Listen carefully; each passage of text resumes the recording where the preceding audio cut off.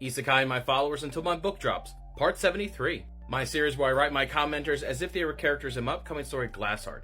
JD, this story is inspired by you, and I hope you enjoy it.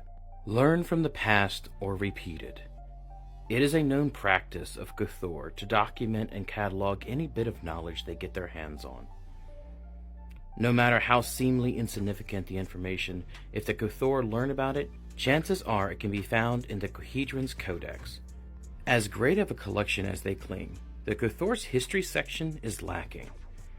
It has bothered you since joining the Cohedron that the historical records only date back 7 centuries. That's barely 4 generations of Gothor history. Where were all the stories? How did the Gothor get here?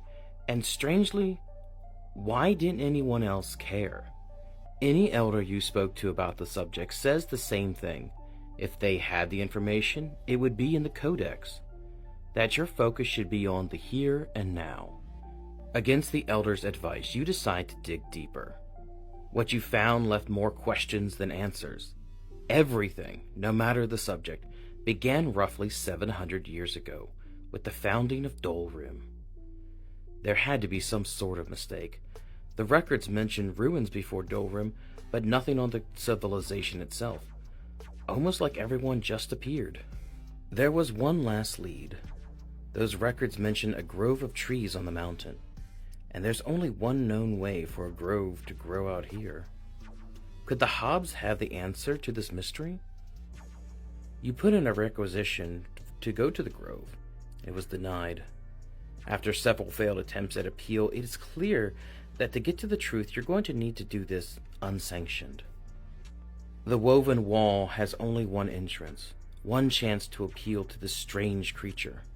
You plead your case to the Guardian.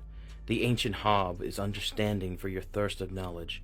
Over the years, many Gothor have darkened their grove in search of answers. They would allow you entry into the grove to search for those answers, but the Hob trade in good faith.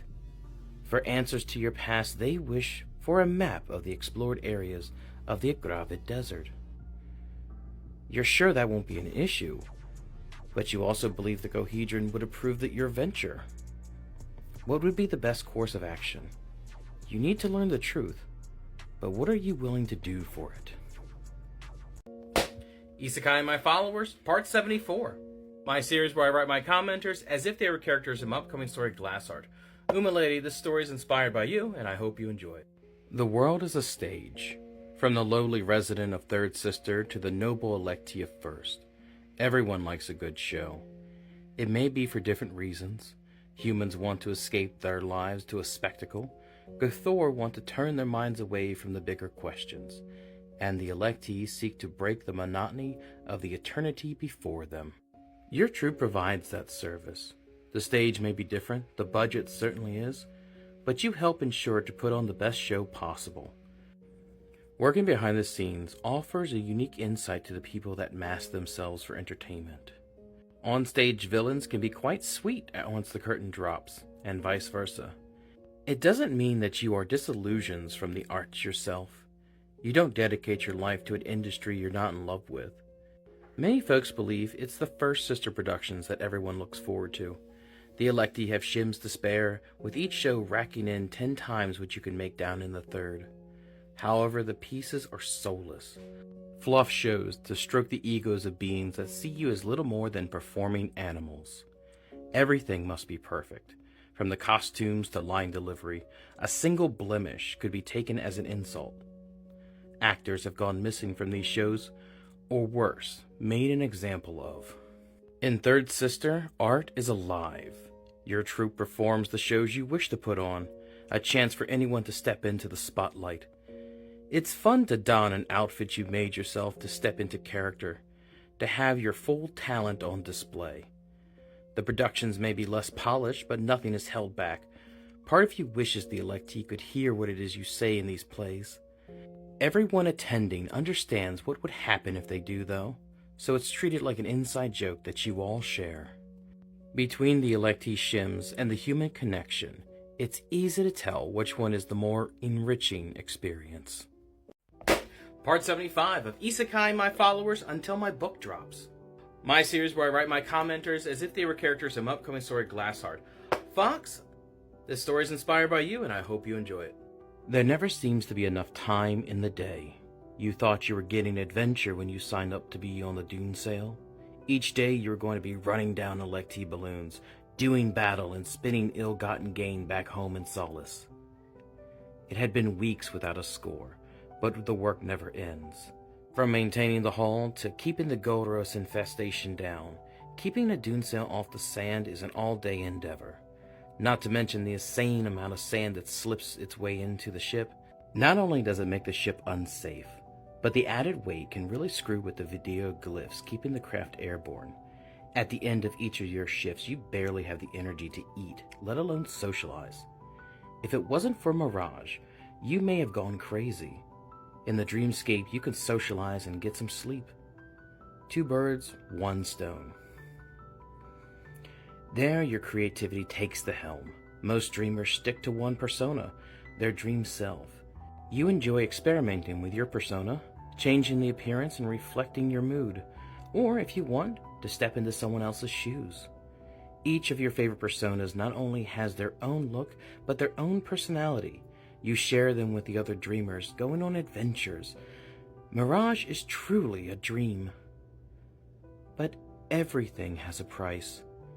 All glyphs draw power from the user, and the Spragir is no different.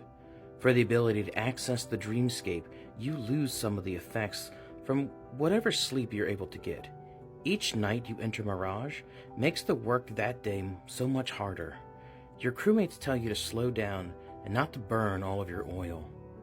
You want to, but something keeps calling you to Mirage, a compulsion that is hard to fight.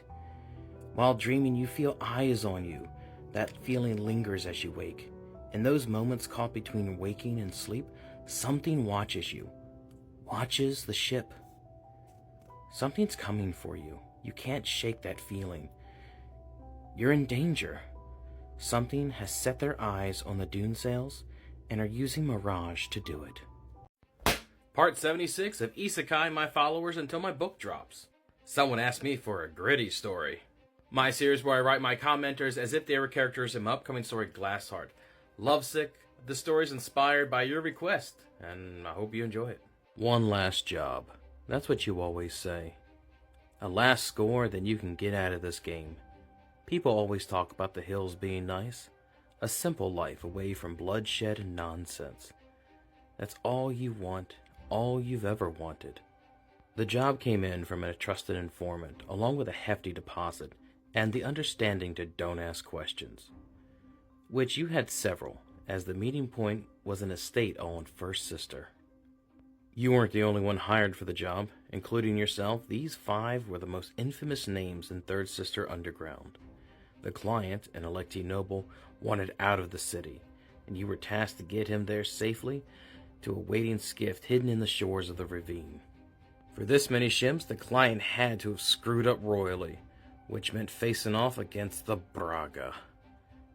The walk through First Sister was tense. A few of your group wanted to run for it, but that would have been a death sentence if any of the electee grew suspicious. Once you got to Second Sister, you were able to pick up the pace, making your way through every back alley and shortcut possible. As the sun set, you were on the home stretch to the dam. While taking a breather in the shadows of the clock tower, you all noticed the first sign that something was wrong. One of your members had disappeared. The rest of your group were on high alert, but the electee was losing their composure. You tried to snap them back to their senses, but they wouldn't stop asking the dreamer for forgiveness. Another one of your members vanished during that incident. Something was picking you off, and it wasn't the Braga. Throwing the electee over the shoulder, you ran to the dam as fast as your Como-enhanced legs would allow. That's when you caught a glimpse of a set of white glowing eyes. An arbiter was after you. The smart move would have been to drop the electee and don't stop running till you touch the sands. Curse the mercenary code. Before you got across the dam, a creature dropped from the sky in front of you. Clad in glass and bronze, the nightmare of the desert stared you down. The others are gone. Just you between this monster and your client. You drew your weapon, and the Arbiter leaped, a blade appearing in its hand. One last job indeed.